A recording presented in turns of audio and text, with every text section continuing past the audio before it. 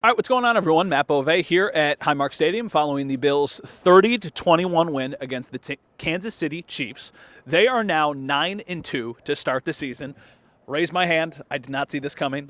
Did not think that this was going to be the way that this team started the season, but they're really, really good. My biggest takeaway from this game, I got a couple different things. The first one is I think Josh Allen is the most valuable player in the NFL right now. The play that he made on 4th and 2 is simply ridiculous. I saw the ESPN analytical numbers behind it. He had a 1.2% chance at scoring a touchdown when he decided to tuck the ball and run, and he found the end zone. It was just like calling his own number in a play like that on this stage in a game when everybody's talking about the quarterbacks, I think is really, really impressive.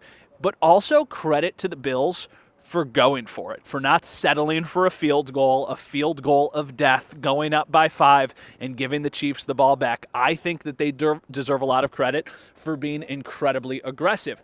They also were aggressive earlier in the game, and it didn't work. It was the Bills' sloppiest play of the game when they tried to throw to Dawson Knox. He stopped his route. It turns into an interception, and that bit them in the butt.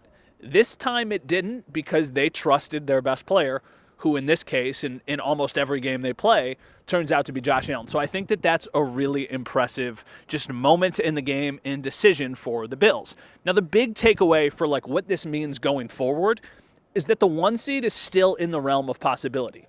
Probably not likely, but not impossible. I think the numbers say it's about a 37% chance now that the Bills get the 1 seed. What would need to happen would be basically the Bills need to win out from this point, and the Chiefs would have to lose another game.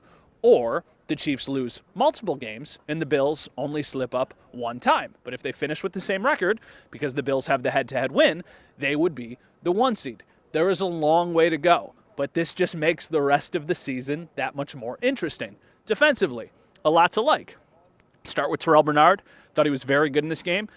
Also thought the defensive line really generated pressure, and that led to some mistakes from the Chiefs. You look at the Taylor Rapp interception at the beginning of the game, and then you could also look at the interception that they made to seal the win, once again from Terrell Bernard. Thought Von Miller had some juice. Thought Greg Rousseau has played really well. And oh, by the way, they're about to get back Matt Milano, who could really be a difference maker for their defense. Kind of skimmed over the offense. I know I started with Josh Allen. Curtis Samuel deserves some praise. He was awesome in this game. This would be the Curtis Samuel game if Josh Allen did not have the MVP moment to seal it at the end with his touchdown.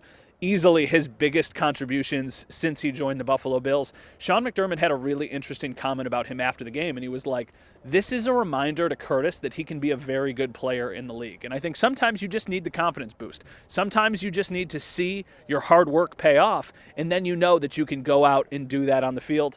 And then Khalil Shakir is just so good and so reliable and so consistent. So those are just some of the guys offensively who I thought stood out. Also, shout out Ryan Vandermark. He steps in for Spencer Brown. If you're watching the 4th and 2 touchdown at the end of the game, Ryan Vandermark actually does a really good job holding his block, setting the edge, and letting Josh Allen take off. So credit to him. He was pretty emotional after the game because he knows this was his first NFL start. So there's a lot, obviously, to like.